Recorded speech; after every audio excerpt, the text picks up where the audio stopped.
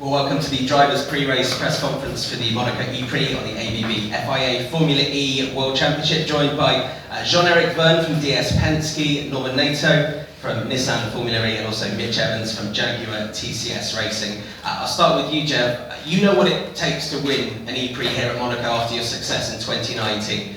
Can you repeat that this weekend after a very positive weekend for you and the team in Berlin? Yes. And how will you do that? Yeah.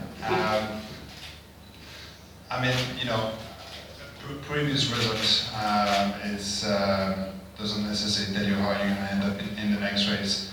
So I think it's almost impossible to predict who can win this race. I think the only thing that I can do is focus on my job and the job that we have as a team.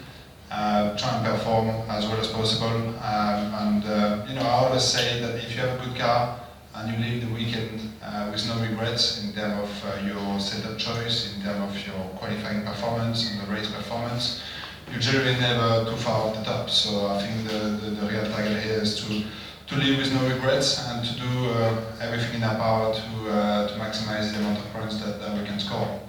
Then once again, racing this year has been a little bit different to the other years, the racing is very difficult at the moment.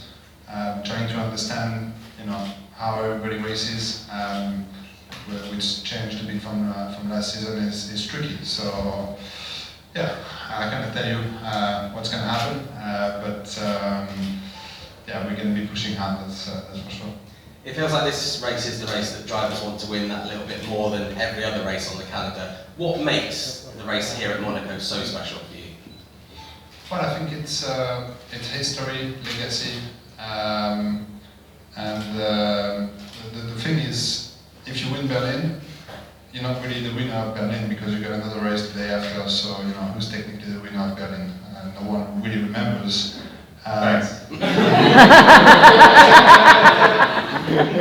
the truth. I mean, Mitch won a race, and actually it's true. I forgot that he won the first race because there was another podium with another winner, and that's the difficulty of those two race weekends. There is not really a winner of that, city of that race. While here in Monaco, you got only one race, and there's gonna be one winner on one day. So it's a little bit less confusing.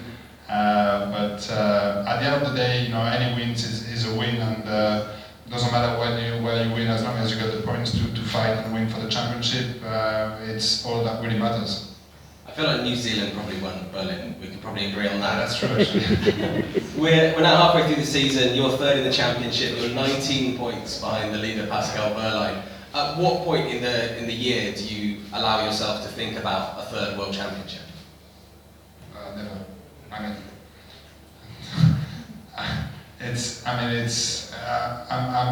I know you guys, journalists like to speak about the championship, but the truth is we're already halfway in the season, and there is so much that can happen, as we've seen in the past.